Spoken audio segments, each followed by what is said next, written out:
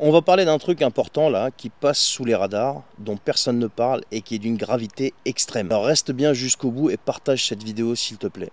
Parce que ce qui est en train de se passer, c'est purement scandaleux, voire même pire que ça. Je ne sais pas si tu en as entendu parler, mais depuis le 1er août, des aides essentielles pour l'emploi des personnes en situation de handicap ont été, écoute bien, réduites, voire carrément suspendues.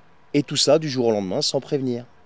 Et le responsable, c'est qui? Eh bien, c'est l'AGFIP, c'est l'organisme qui finance ces aides. Et apparemment, ils ont eu, d'après eux, un imprévu budgétaire. Et pour comprendre l'impact que ça peut avoir, on va commencer par une petite histoire, celle de Gabriel, 36 ans, qui souffre d'endométriose hyperalgique, une maladie qui lui cause des douleurs chroniques insupportables. Et travailler en entreprise classique, forcément, c'est juste pas possible pour elle. Alors elle a décidé de se lancer dans la création de vêtements et pour ça, elle comptait sur une aide financière spéciale réservée justement aux personnes atteintes de handicap. Sauf que du jour au lendemain, on lui a coupé cette aide en deux et Gabrielle se retrouve avec 3 000 euros au lieu de 6 000 euros d'aide qu'elle espérait. Et ça, sans qu'elle soit prévenue avant. Et t'imagines le choc?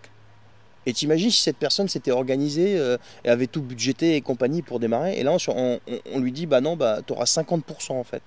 Mais c'est pas fini, parce qu'il y en a d'autres des aides qui ont aussi pris un coup. Par exemple, l'aide pour les contrats de professionnalisation et d'apprentissage.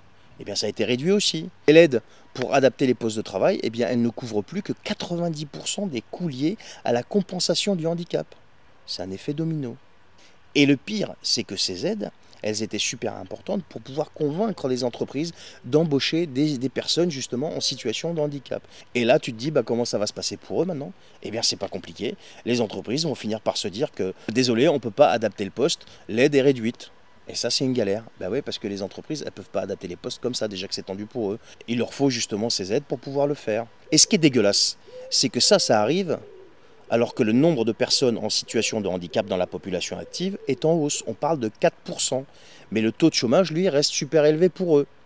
Bien plus que pour les personnes valides. Et du coup, cette fameuse AGFIP, qui avait pour objectif de faciliter l'insertion des personnes handicapées dans le monde du travail, se retrouve à couper les vivres. Donc à faire tout l'inverse. A priori, les demandes d'aide explosent, mais les ressources, elles, stagnent. Donc ce qui fait que il n'y a pas assez d'argent pour tout le monde. C'est ce qui explique a priori le directeur de l'AGFIP pour faire simple. Mais bon, quand on entend ça quand même, on ne peut pas s'empêcher de penser que cette réduction des aides, elle aurait pu quand même être anticipée. Non, je ne sais pas moi. On a l'impression qu'en Macronie, on n'anticipe rien ou alors on le fait exprès. Et en plus, enfin je ne sais pas, toutes ces structures-là, ils font des prévisionnels chaque année.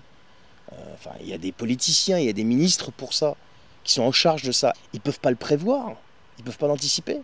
Parce qu'en attendant, qu'est-ce qui se passe? Eh bien, ils mettent plein de gens dans la merde. Et Gabrielle, par exemple, dont je vous ai cité l'exemple, et d'autres entrepreneurs comme elle, eh bien, voient leur projet complètement menacé. Bah oui, tu m'étonnes, quand on sabre de 50%, forcément, c'est menacé. Mais le pire dans tout ça, c'est qu'au même moment, on accueille les Jeux paralympiques à Paris. Enfin, je ne sais pas comment ces gens-là réfléchissent. Voilà les amis, je voulais vous tenir au courant de ça, je voulais mettre ça en lumière à mon petit niveau, parce que je trouve que personne n'en parle et c'est vraiment dégueulasse pour les personnes en situation de handicap. Partagez cette vidéo s'il vous plaît, que ça se sache, et en attendant, prenez soin de vous, merci de m'avoir écouté.